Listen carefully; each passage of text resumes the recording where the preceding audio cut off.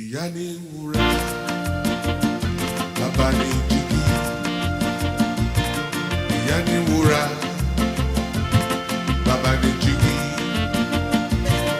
Ìjọ ìyàgò ni wúrà ọlá bàjẹ́. Ìjọ bàbá kú ni jígí ẹni wọ̀ mí.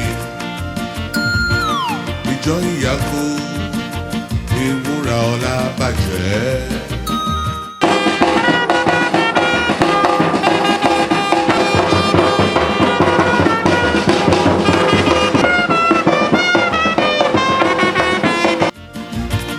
Ìyá ni wúrà, bàbá ni jígí.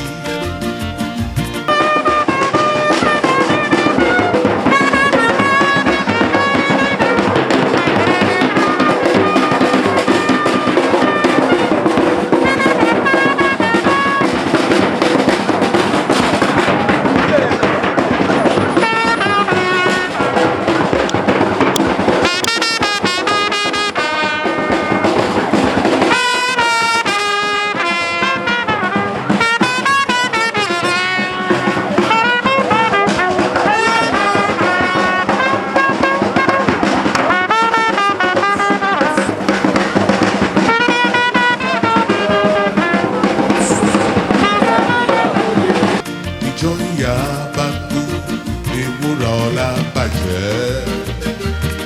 Ìjọ bàbá kú ni jígí ẹni wọ̀ mí. Ìjọ ìyá kú ni wúrà ọlá bàjẹ́. Ìjọ bàbá kú ni jígí ẹni wọ̀ mí.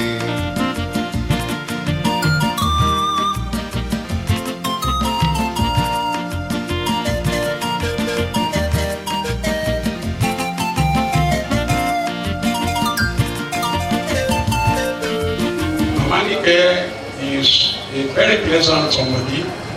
Mi rò pé ẹnìkan lè sọ pé ó ṣèwọ̀n àjọjúmọ́ sí ìdùnnú.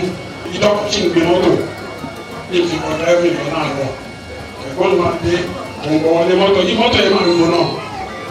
Ìmọ̀ ní kẹ́ máa dáhùn. Ìdè ní mọ́tò máa gbé jáde nínú gáràjì. Wọ́n ṣà láti start ẹ̀ kóra gbóná. Ó kóra jáde. Mọ́tò ìwé mi tí wọ́n káàkiri mi kò ní wọn. Tẹ̀lé kan wá ṣe rẹ̀ náà ọmọ nẹ́bọ̀. Àwọn ká ló ń gbé ní flat. Ní ìwọ lọ náà síbẹ̀. Àwọn náà síbẹ̀. Wọ́n ní ìdáni ìjọba dáhùn owó ọ̀fẹ́ fún ìwọ́n. Ọ̀fẹ́ fún ìpọ̀sí méjì rẹ̀.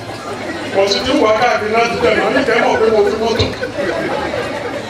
Ìgbà tí dáàdi bẹ̀rẹ̀ bakery, eléyìí kì í ṣe pé nǹkan tí mo kà nǹkan tí mi àti dáàdi máa ń sọ ni wọ́n dúró ti ọkọ wọn wọ́n support ọkọ wọn gbogbo sálárì wọn náà gbà tí dáàdi máa dá business sílẹ̀ náà fi support dáàdi. It's not just that I read, I listened to dáàdi first hand say this.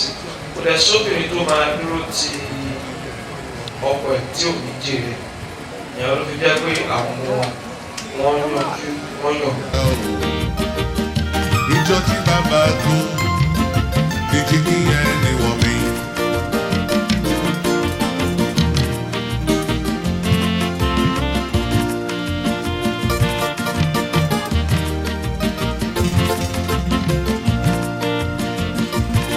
Bó bá lówó fi tún màmá rẹ̀ ṣe. Bó bá lọ́lá fi tóbi rẹ̀ ṣe. Mo rántí àìsùn ìyá lórí rẹ̀ o. Mo rántí bí bàbá ṣe ń sáré kiri. Rántí àìsùn ìyá lórí rẹ̀ o. Mo rántí bí bàbá ṣe ń sá kiri. Ìyá ni wúrà,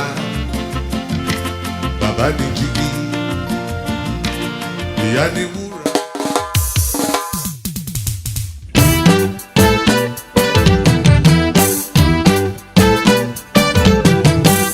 Báwo ló ṣe mí ẹ́ sí? wá bí yẹ sórí lo àbòyẹ lọ o máa wí opportunity níṣẹ́ ní ẹ̀dá olóore Afúrárì ọ̀rẹ́ ṣògbọ́, ó má lọ bọ́. Àwọn náà ṣe ló fẹ́ ṣẹ̀ṣẹ̀ ní oṣù ọmọ pàdé. Sẹ́ni kan ló lè má fúrárì ọ̀rẹ́ ṣògbọ́, ó má lọ. Mama, she was a disciplinarian, highly principled, diligent woman, selfless to a fault, very accommodating. In fact, that's the testimony of most people that spoke about her church, the environment, all the environment where she lived, from her youth to her old age. The story was the same, that she was generous, accommodating, selfless. ọ̀rọ̀ kan ò fẹ́ fi júwe ẹni ń bírọ̀ ẹ̀ o ọmọlúwàbí ni tí ọkọ kíjẹ ọba ti sọ wà ó ti kó jẹjẹ náà lẹ̀ màmá ọmọlúwàbí wọ́n fẹ́ ìyìnbọn mọ́ra bàbá fúnra wọn wọ́n fa àwọn èèyàn mọ́ra ṣùgbọ́n fífàyàn mọ́ra ti bàbá lè kórìíjà kí màmá káwọn bá fàyàn mọ́ra so kíkó èèyàn mọ́ra ti bàbá inú iṣẹ́ kó rọrùn ní fọ màmá ó gbà ti bàbá ó dẹ̀ fa dédé ní bá ti wọlé wọn ó ti dọ̀mọ́ màmá. She was actually a fantastic mother. She was a bridge builder, and she was the bridge between everybody and the family. And she lived for discipline, for honesty, and for integrity. And it was really a joy for people like us to pass through her. I actually described the experience with her as being through LASGA Institute of Home Training, because when you live with her, home training will ooze out through you. I will miss her so dearly, so very much dearly.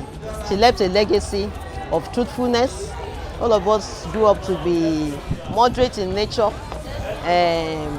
people of integrity. All the children that she brought up, both biological and by adoption, by association, we will miss her truly, and we continue in that legacy. I pray that God will help us and give us the grace to continue to be together, particularly coming to Ijebu Ode, to hold Ijebu. Not to say because mommy and daddy are gone, and I pray we'll still be together. That legacy that our big company is that humility, love, God-fearing, being passionate, and to love all, and to have an accommodating heart like her. Yokomi is an interesting person and a loving and caring mother. And Yokomi is social gan, wọ́n gbafẹ́ gan, and Yokomi wà accommodating, wọ́n kó ẹbí mọ́ra, wọ́n kó ọmọ àbúrò ọkọ, ọmọ ẹ̀gbọ́n kan, wọ́n kó wọn mọ́ra. Mommy was very nice to me. She accepted me like a daughter, not a daughter-in-law. I relate well with her like a mother, and she's so free with everyone in the house. When I come to the house, I say, Yemi. She calls me Omo mi. Mo dẹ̀ wá rí pé wọ́n study pé èèyàn tó lè kọ́ ẹbí ọmọ tí ò ṣọmọ wọn tó lè kó mọ́ra tó fi ṣe ọmọ. Èmi náà wá kọ́ mi lẹ́kọ̀ọ́ kan pé kémi náà kí n wà tolerance, kí n kó ẹbí mọ́ra, kí n kóyàn mọ́ra, kí n wà accommodating. Even at the last day, I saw mommy last on Friday before she passed on Sunday, and we talked a length, and I'm happy that I was able to see her. And again, what I'm going to say about mommy is very accommodating. When you say accommodating, mommy accommodates everybody around her, and she sees everybody as children, not adopted, not step. She relates with everybody as one, and that's one thing I appreciate with her. She doesn't make you feel as if you are not part of the family. She makes you to feel welcome home, as in this is my home, this is my house, and I'm happy for that. It really is a celebration of life because God has been with her. She lived very long and she had a strong legacy. Growing up with grandma, I have so much to say because most of my childhood I spent it with her. Growing up, primary school period, we'll go and play with grandpa and grandma, and basically she was like our first interaction to an adult.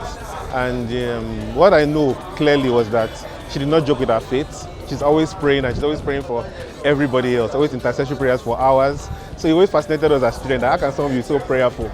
and also the gospel music she always listens to, Don Moen, things that I still remember till this day. And as one of the only boys at that time, as the early grandchildren, and when I chopped in the most, so she was a disciplinarian. And the girls, they will report me anytime I do something naughty, and I'll be the one to. So when you're younger, you'll be like, is not too much. But as you get older, you realize that it was good for you.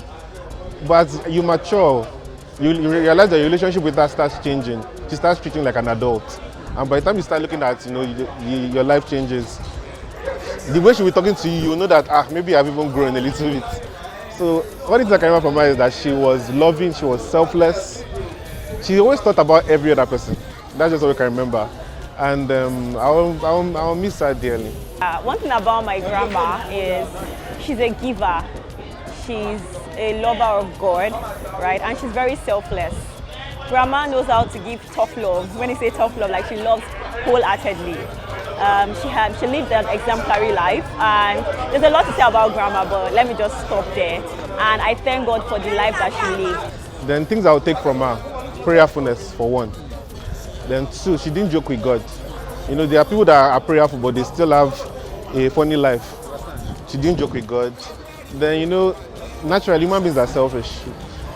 That extra selflessness, from the stories I hear from my grandpa, my mom, you'll be like, is this person even real? By the time you encounter herself, you're like, this person actually is real. So those are kind of things that I would like to imbibe. If I can even be a fraction of it, I know that I've done a lot for myself. My message to my siblings is to just remember the legacy of both our parents. Accommodating people, endurance, perseverance, and loving God. That's the message. I just want to thank, God that this celebration went on peacefully. Many people rendered their support, despite the short notice.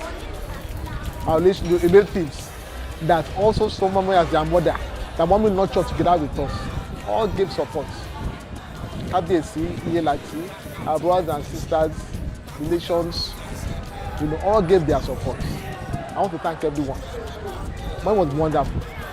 I know now that Daddy left much earlier than her. I know she has also gone to join the Lord. May her soul rest in perfect peace.